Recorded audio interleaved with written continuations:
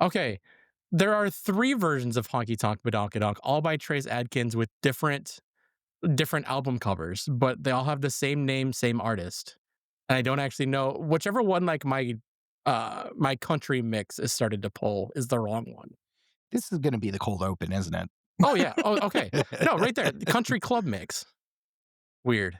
Is it the Okay. country club mix or the Yes. country club mix? No, it's the Those country are two club very mix. different vibes. I was going to say, I don't know that Honky Tonk Badonkadonk and Yacht Rock would be That's what it would be is, a though. combination I would listen Like to. I'm sending it to you right now. Like this is linking No. the version of the song that I hate.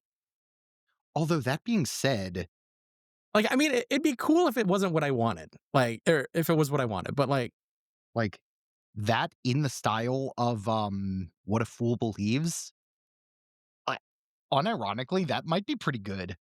Oh God, did I just open my Spotify app for the first time? Oh God. Now that I think about it. I say you should be able to play just straight from the Discord. Yeah, I should have done that. That would have Preview. been much better. Oh Christ. Jesus Christ, that's loud. Did that come through? Yes, very But yeah, clearly. it's it. Yep. Jesus. Mhm. Through my noise canceling headphones. Jesus Christ. You know what's fun? There's no volume knob. Oh.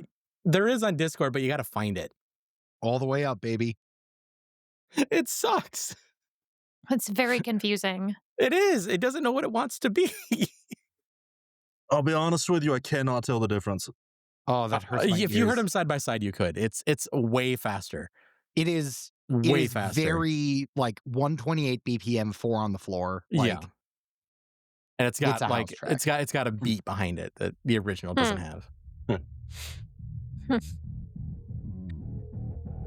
Ace, since your return from the Pacific, you have gone from soldier to superstar. How has your time in the limelight traveling around the country been? Well, that is a great question. On the one hand, it's nice not being forced to eat what they serve at Chow every day. I mean, can they really even call that food? But to tell you the truth, the best thing about this tour has been meeting all manner of folks from this great country of ours. And in just a couple days, I know that I'm gonna give them all one last speech that'll really fire them up. the Multiverse Collective.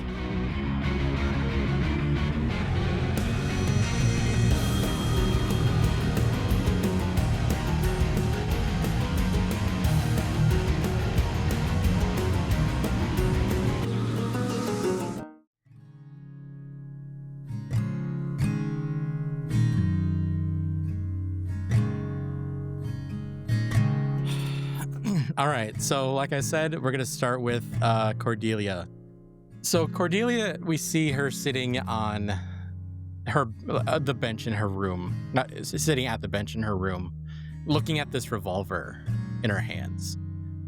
Do you think she's managed to glean anything more from it at this point, or is it still just a gun?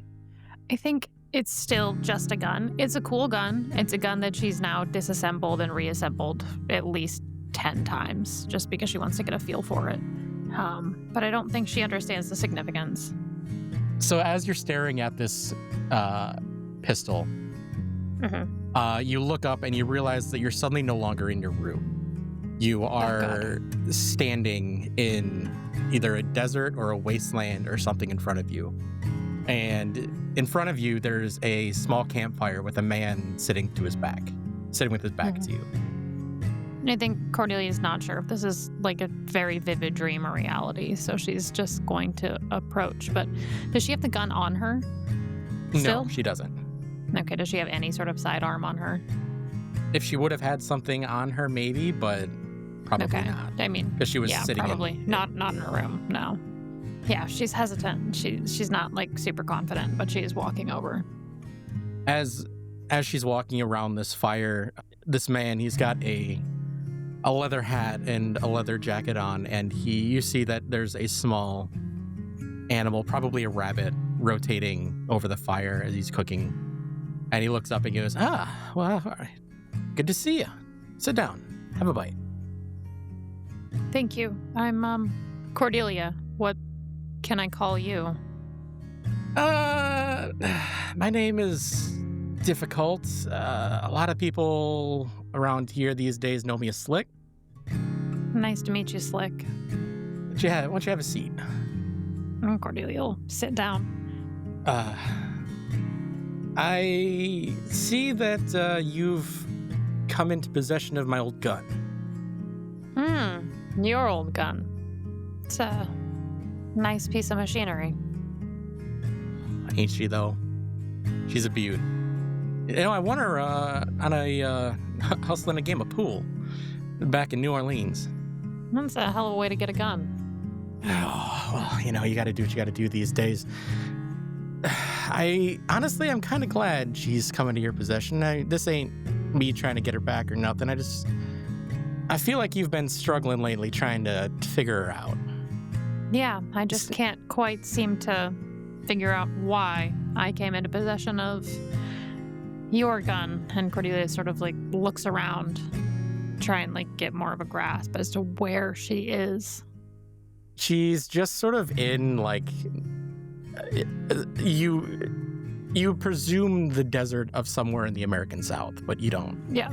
You don't have any way to sort of triangulate yourself. That gun's, it outlived me. It'll outlive you. It'll outlive pretty much anyone that ever holds her. She's a work of art, that one. But if she came into your possession, then you should know that you're holding a wicked piece of power there. What do you mean, wicked piece of power? Well, that all depends on you. Depends on your devotion to your cause. The stronger you believe in what you're doing, the stronger she's gonna be. She's got a name. Do you know that? Oh, I didn't know that. What'd you call her? Joyusei. Joyusei is her name. Joyusei. Joyusei. It's a nice name for a nice gun, Slick. Yes, she is. That she is. And when you need her, she'll be there to help you out. I don't know your life. I don't know what's going on, but all I can tell you is that she'll be there for you when you need her. I appreciate that. And you're probably going to need her more than you think, because it appears that there's already some things coming into your world that y'all don't even know about yet. Well, that's saying a lot, because there are quite a few things coming into my world that I know a very small amount about, and that I already am quite terrified of. It'll get worse. I got one more little thing here to give you. And he reaches into his pocket. Actually, two things now that I'm thinking about it. And he reaches down to his hip and he detaches the holster and he tosses it to you and goes, "That'll hold it real good for you." I appreciate it. And the last thing here is, it might help you, it might warn you, not sure. And he looks at some in his hand and he sort of blinks at it and goes, "Huh, good choice." And he flicks a coin to you. And on this coin on the back is 6 eyes. And on the front, you see Eunice's face. Fucking hell, Kyle. God damn it. And as you look up, you're sitting back at your desk. Shit. Oh, fuck.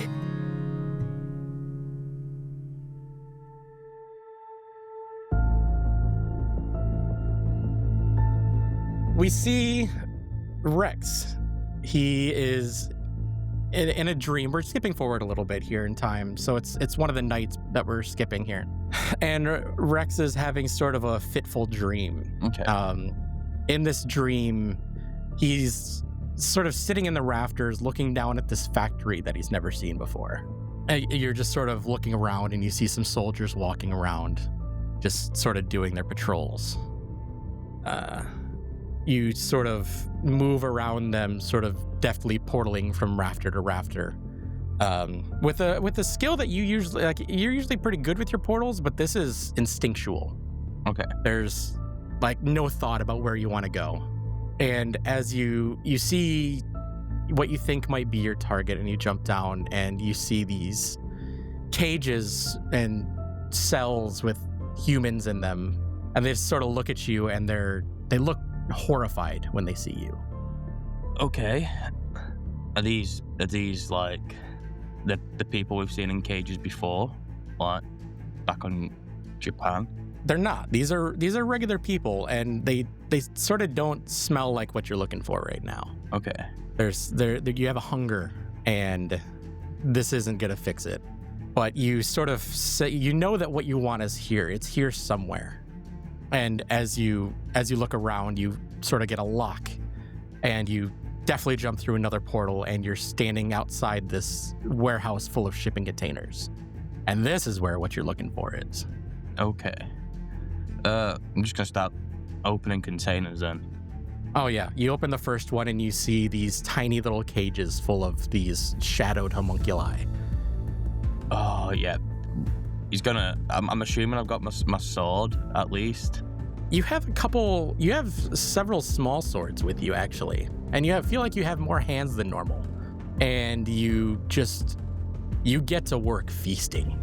You are ripping things open like these things. They're aggressive. They try to attack you, but what is a warren of rabbits gonna do to a fox that wants to eat them? You know what I mean? Yeah, that's fair. Yeah.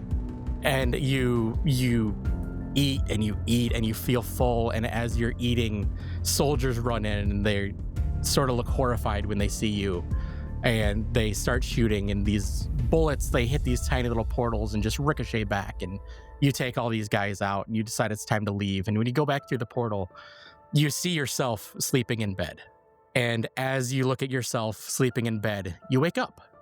Oh my god. Oh god.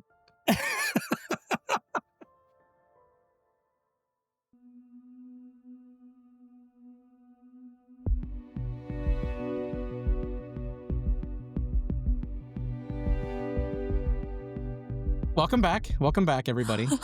Yeah, are you dealing with like what I'm dealing with right now? God, I love those reactions. Yeah, those Yeah. are. Yeah. Oh Oh my right. god. Haha.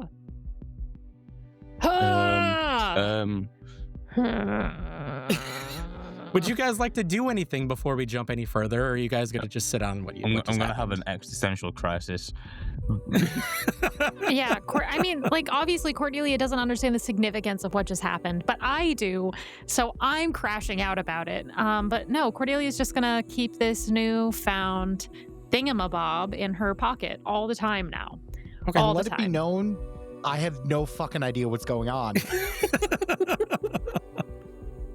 And Kyle, if it's worth anything, she's like almost never gonna stop touching it. Does anything happen when she touches it, by the way? Just No. for my own knowledge?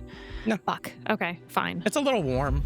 That's weird. Yeah, it's weird, but you know, she's not looking that much into it because she's handling it so often. It makes sense that it's still warm. Rex, you gonna do anything about that, or you're just gonna sit? What can I do about that? I don't know. Yeah. Lovely. Tell people. Tell anyone. Cordelia might actually tell Rex about this. I mean, you don't have to. You don't have to. He's gonna have a beer. He's in the good old British fashion. He's just gonna have a beer. Yeah, actually, Cordelia would like to go to Rex's quarters because she also needs a beer. Yeah. Go for it. Cordelia's gonna walk down the hall from her quarters to Rex's and just like knock on the door. Not like a cop knock, but like a little bit more tentative than usual. Come in. Yeah, come in. Can I have a beer? Yes. I need a beer. I was just Thank about you. to crack one myself. I just had the freakiest fucking dream, man. Shit. Shit, you had a freaky dream? So did I. Oh, fuck. Oh, God. But I don't know. It couldn't have just been a dream, though, Rex. It's like I got this thing from this dude that I met in my dream. That's odd. And she's going to take the coin out of her pocket and put it on the table. Oh no. Can I look at the coin? Can I like? Oh yeah, you can. I'm gonna. Does it have, by any chance, speaking from Yeah, it experience does. from other Yeah, other it does. things? Yeah. Does Yeah, it have you would be 6 right. eyes on it? It has 6 eyes on one side and Eunice's face on the other. God Holy shit! damn it. Damn. Oh, Yeah, that's she's not what I pretty, isn't she? expected. Yeah, I didn't know Eunice had coins made of it. That's pretty mental. I didn't either. It's I ain't never seen anything like this before. Well, I had don't know a what to make dream of it. where I was infiltrating a factory, and then I had like 7 arms and 7 swords, and I was killing these shadowed monkey-like, and then I portaled back, and then there I was, lay asleep. Oh, Rex, you feel great, by the way. And I feel amazing. Oh. That's a much freakier dream than what I had. Shit, I just met this dude named the fuck was his name? Slick. And we What? Oh. he told me about the weird old gun, and he gave me this coin and a holster. It's this whole thing, and Damn. I don't know. Are we going insane? I think we might be going insane. And Cordelia tornadoes the beer into her mouth. Yeah, Rex follows suit. I forgot to mention Cordelia. I mentioned it to Rex. This has been several days since the last episode. Like, you guys got to where you're going, and it's just, I should probably set the scene. You guys got, and there's just sort of like this hole in the middle of the city, but it's not really doing anything. There's just a bunch of science nerds set up around it studying it, so you guys are just sort of there on standby. So it's been 3 or 4 days since the events of everything else happened. I don't know, maybe the weird hole is just making our dreams freakier and more realistic and letting things... Yeah, that's what I'm thinking. I'm hoping that's what's going on. Yeah, I mean, I can't think of another plausible explanation. It's weird. I know I've been thinking about Eunice a lot since the cigarette incident, and then everything that Ace said. Yeah. But Understandably. I don't know, man. She's... It's a weird... We don't need to talk about it anymore. Yeah, That's okay. okay. I'm okay not talking about it. No, cool. I don't know how to talk to you about it's weird that I got the coin. Yeah, we don't need to unpack this. This isn't... It's weird. That's all. Yeah, It's just weird. It Fuck. does seem rather odd. Maybe it is that hole. Maybe we're in Angel Grove, right? You are. Hey, maybe this area that what was his name again? The Declan. I know you're not good at names, man, but this is why we've been spending a lot of time with him. Hey, You gotta get better at it. It took me about 5 weeks to realize what both yours and Ace's names were properly. I know. I know. And it feels like it's been like a month since we last spoke to the dude. So Time is just passing in such a strange way nowadays. it's hard to keep track of these things. But yeah, maybe he can. He came through a portal, so maybe he has. Yeah, maybe he'll knowledge. actually know what this is about. Maybe this is something that's like happening. We should, I don't know, maybe talk to him about it. And then, worst case scenario, we speak to Schmidt. But God. that's like the very, very bottom of the barrel. Like, we're not even scraping the bottom of it, it's the underneath of the barrel we're scraping. Oh, yeah. We'll cross that bridge when we get to it, I think. Yep. We should talk to Declan about this. I think we're at least worth mentioning that like stuff is like coming out of our dreams now. Yeah, but maybe we don't talk about the stuff coming out of the dreams. Okay. Maybe we just say we're Okay. having weird temporal effects due to the Oh, I like that. That's good. due to the weird hole in the middle of the city. Yeah, you are so much smarter than everybody gives you credit for. Do you know that? Don't tell anybody. I'm not gonna say shit to anyone. Thank God for that.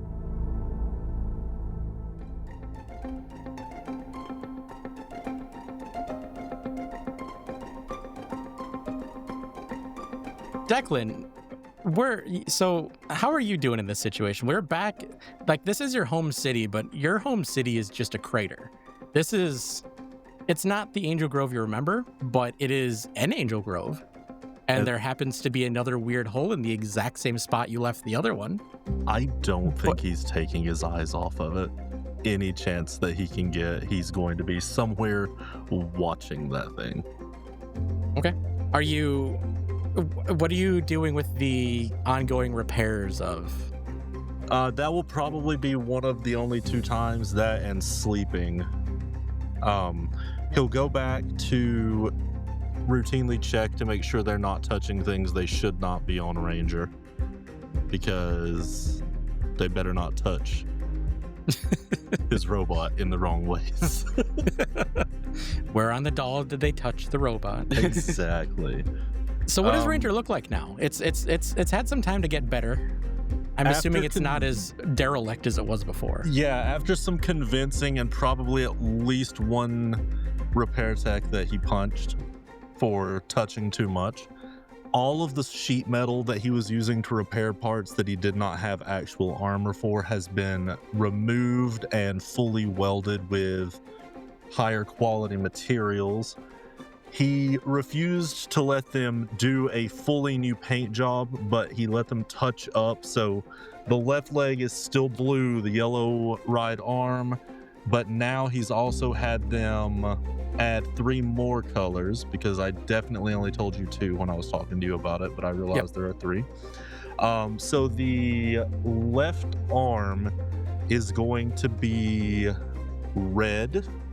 The right leg will be pink, and then there's going to be a mixture of black and green on the torso. Nice. So yeah, you're just sort of probably having breakfast, I assume, at this point, just watching this weird hole. Yeah, are we still in the train? I feel like you've probably just like set up camp. Like it's probably nearby, but I don't think the train went right up to it. You just sort of stopped at whatever freight yard and moved all your shit to the hole. Are also our Asters set up in this camp? You've got everything there. Okay, he's definitely got Ranger set up off away from the camp a little bit on a hill or something with enough view of the city, and he's got the leg open on the the tent on the leg. The tent and everything opened up, and he's just got his whole setup out, and he's sitting next to a campfire talking to nothing. That's crazy. Okay. Or at least it looks at first like nothing. So this is the scene that Rex and Cordelia walk up on. I assume it's pretty easy to find him. You just look for the giant green dragon robot. Yeah. And then he's usually within hand's reach of that. So yeah, you go looking for him and you find him. He's just sitting there probably eating breakfast and having a conversation with himself.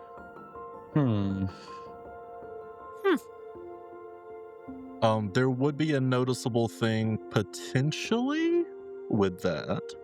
Okay. There's a shimmer in the air next to him right now. It just looks like the air next to him has just like a color tint, like on a TV, almost. This one is blue. All right. Do we leave him to finish his conversation? I don't know. It feels private and perhaps like we're intruding, but I'll be so honest, it always feels like we're intruding when we're talking to him. I was about to say, this probably is a pretty regular thing. Like it feels like whenever you're not actively having a conversation with him, he's probably talking to something. Yeah, pretty much. Are we sure he's actually a ranger and not just some crazy guy from a different dimension who took a robot? I am not sure about anything at this point about our reality or his reality, or fair. if he's just a schizophrenic man that found a robot. Okay. Let's go break the proverbial ice. And Rex is just gonna walk over and pat Declan on the shoulder and be like, "Hey, dude. Sorry to interrupt your conversation with nothing." No worries. And as he says that, it vanishes next to him. Cordelia makes a little note of that. I'm not even going to read into that. Yeah. Cordelia's not going to ask, but she did notice the change. How you doing? any noticeable changes with the hole? No, I assume the hole hasn't changed. Yep, nothing has changed since you've gotten there. No changes. It's still just sitting there. Okay. Me and Cordelia have questions about this hole. Yeah, sure. Do you want a snack? And he literally only has MREs. Oh no, that's okay. Thank you. We've eaten. Yeah, we ate before we eaten. came. I'm sorry we didn't bring you anything. Oh, they did. leftovers or- I asked for this. Oh, Oh. I am so The gas sorry. this man generates is lethal. I cannot imagine that Cordelia That wants was to set Esther anywhere once. close to him. Aster powered, am I right? Okay. I don't know how we're gonna smoothly transition into this conversation, so I'll just send it. Let's just go for it. Yeah. Does the portal thing have any temporal effects on dreams? Like, can it make you have weird dreams? And it was definitely a dream and not a weird reality shift or anything like that. It was a dream. I was asleep. Did I notice any effects before I came through the one on my end? Nothing on my end. I mean, I found the energy seeping into the grid and basically chased it right away. And then, fight, fall, fight Rex, met you guys. Yeah. I'll lean over to Cordelia. Have you guys been having? No. No. No. Lean over to Cordelia and be like, It's a very specific question for you to not have had something happen. we just want. No. We're just curious. So Is curious. that a sign something's happening with this one? No. We're curious about Wait, anything that anyone might you be have more experiencing. experience with these holes than we do. Did Rex Yeah. talk to Declan about his little friend? I told him briefly that I have a I was little about to say friend. it's been a month. I believe he did. No, because like 4 he's days, trying isn't to have Hoopa get you a whole home, Yeah. a portal home. I'm gonna lean into Cordelia and be like, do I speak to Hooper about this? Why didn't we think of that earlier? Shit. Yes. And then, but you just keep Declan occupied for like 45 seconds. Yeah. Yeah, you got it. You got it. And then, So Rex how is- are you adjusting to life here in... And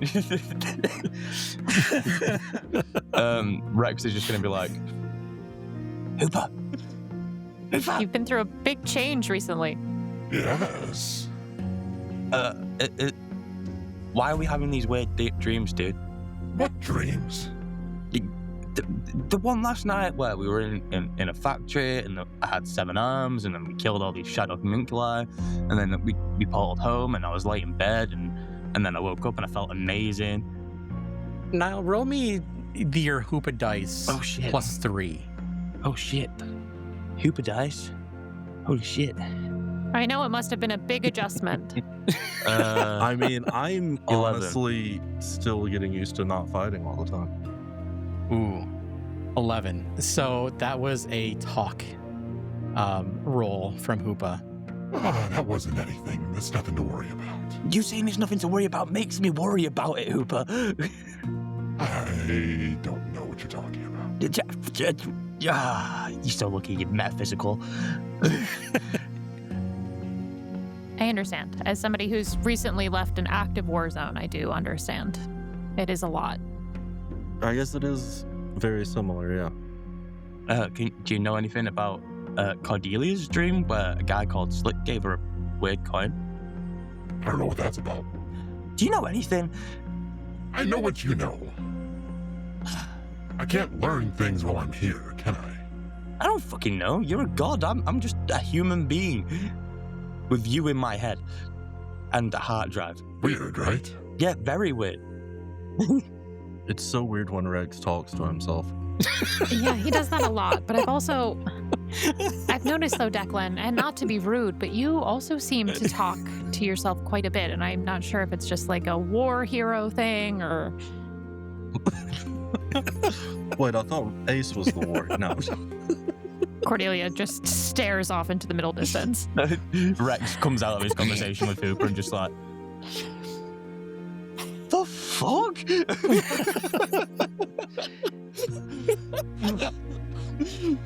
I imagine I imagine there's probably a radio somewhere nearby, right? I imagine the camp probably has a radio. Oh, Declan has one. If not, it's on at all times. Yeah. That's what I mean. You hear over the radio that today is the Medal of Honor ceremony at the Washington Memorial for the hero of the Pacific, Ace Randolph. Hero of the fucking Pacific, my ass. Okay, I was just making a joke Cordelia to fuck vomits. with you. What kind of timing was that? Did you plan this, Declan? Did you know? Yes, I planned the world I didn't know. Rex leans back into Cordelia. Hooper knows fucking nothing. Well, I think he's lying surprise. to me. I think He's lying stuck to in me. your head. Yeah, but He I can't think he leave. knows more than he's letting on. I think he's just Maybe, but- lying, You know you're sitting at a campfire with me. right? And I'm whispering. Whisper quieter.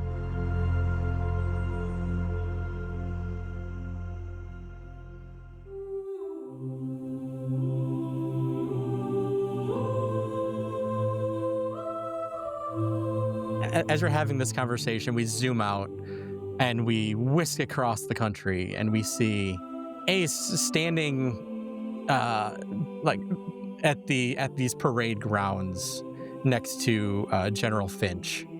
And Finch is just sort of has his hand on Ace's back and goes, "You ready for today, son?" I think Ace takes a breath in and exhales and says, "General, I've been looking forward to this day since getting on the trail." You've done a real bang up job. Sales of war bonds are up 60%. People love you all across the country. We've got more people trying to get interviews with you. You're a real people person, Ace. What can I say? When you're passionate about something, I guess it just comes naturally. Yeah. You ready to get out there? And he hands you a sheet of paper with your speech on it. He goes, "Knock him dead, son." Oh, I'll be doing something all right.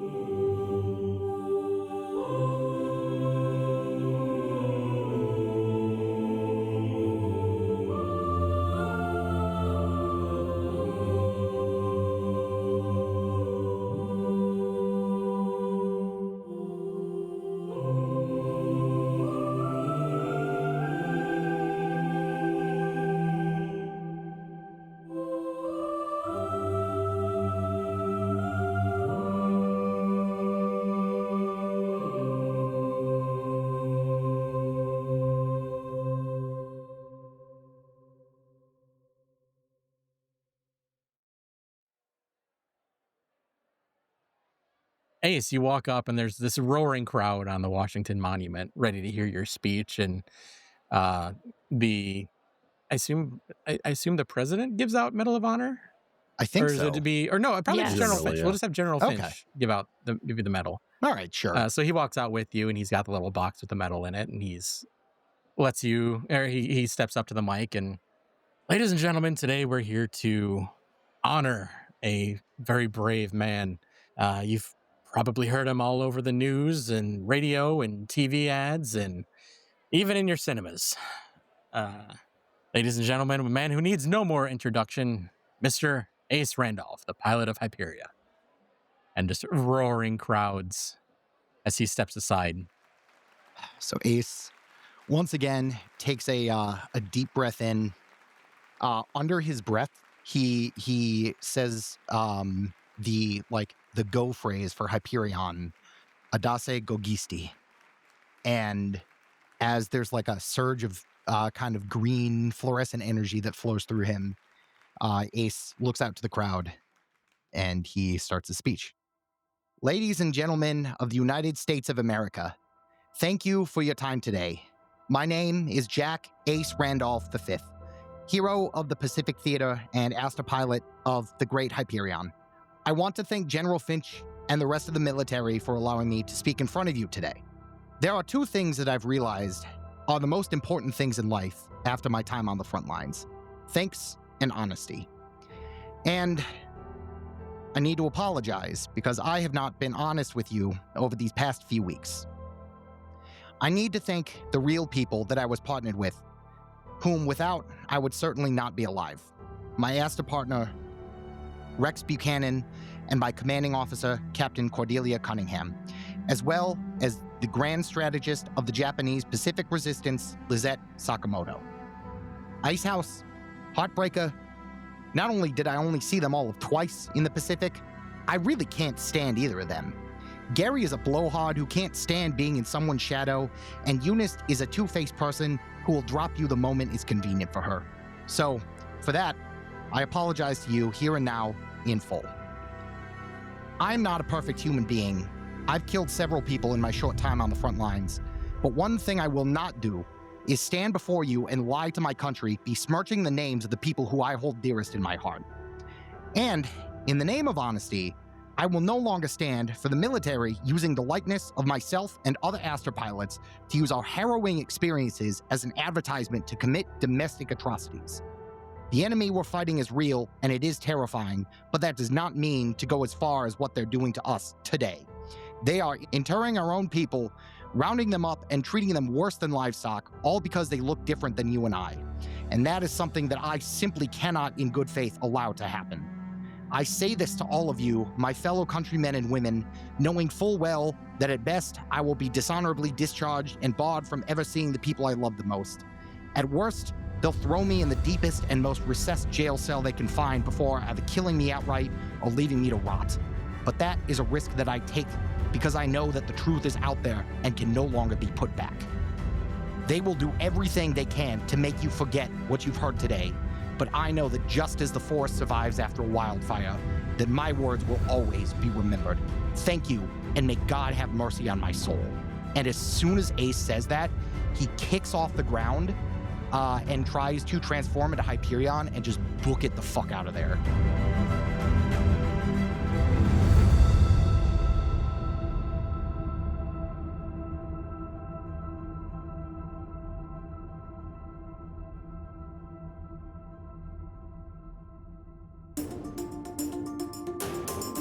So as you're having this speech, it sort of dawns on you that there's a lot of military police around you now. Like they've been gathering on the edges of the stage, and as soon as you finish up your speech, they rush you. Yeah. Roll. Let's make a roll. Let's do. Let's call it Weather the Storm. Plus actually, your choice of which of those pluses. How do you think he's going to get out of that? Defy, know, or sense? I think it's going to be... There could be a good argument for any of them. I think this is going to be a defy, just because Ace is going against everything that he's been programmed to do for years. Mm-hmm. And so I think he's just acting... I don't even think he's acting consciously. I think he's letting Hyperion take the reins and get him out of there. Okay. Whew, that's what I needed. That is a natural 12 plus 2, 14. So you, as you're finishing up, you feel this heavy, strong hand land on your shoulder of the general, and he sort of pulls you back and he tries to push you into the military police as he takes the microphone and starts trying to get control of the now silent crowd.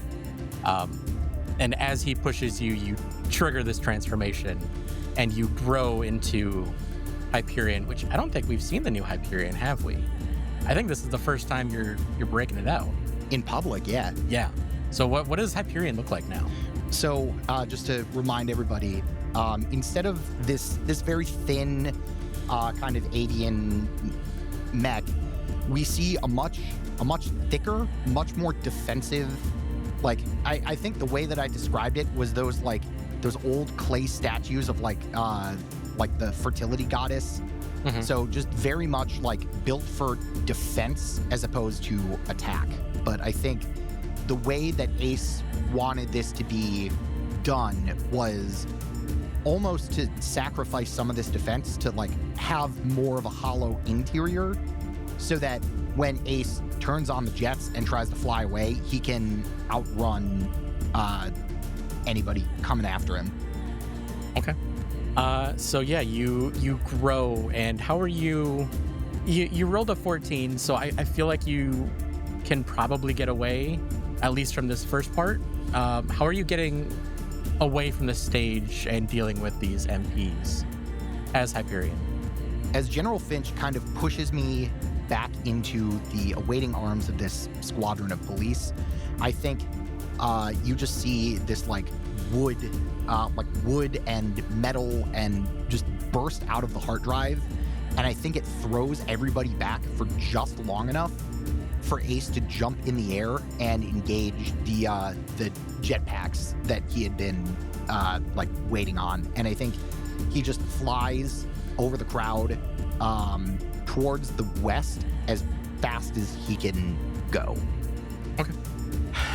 Let's see. Let's make one more roll. I think there's probably was a couple other Asters there, like as just a show of force situation. Mm-hmm. They chase after you. How are you going to evade, fight back, disable them? How are you going to handle these two other American Asters? So I think once Ace has like a second, he's going to engage the chameleon cloak. Ooh. Okay. And he's just gonna try and like maneuver through the streets of Washington, D.C. long enough to where they lose him so that he can get out of the city. Okay, let's roll another weather the storm, but for using the chameleon cloak, let's give you, would you rather have confidence or advantage? Let me take advantage. Okay, so that's 3d6 and you take the highest two. All right, let's see what happens. All right, I am glad I did that because that goes to, do I add anything to that? It'd be either your defy or your sense. I feel like there's a good knowledge for each of those. Probably sense. I'd say this makes more sense to be sense, and that is an 11, a dirty 11. Okay. Yeah. So it's a narrow escape. You manage to find your way out of the city, going down these streets. You manage to avoid cars, and people don't know, like they feel like there's something there, but they can't see you because you're invisible. And I think, so Ace certainly has a place in mind that he wants to go and kind of hide out, should he be able to do so. And so I think Ace is just trying to make a beeline. Hang on. I had a map pulled up, and now I'm going to pull that up again. I should have just kept it open. So from Washington, D.C., he's basically making a beeline straight west. Okay. To, I assume, a forest? Yes, and that is where the latitude and longitude coordinates that I put in come into play. Okay. It is an area in the middle of nowhere in the Monongahela National Forest in West Virginia.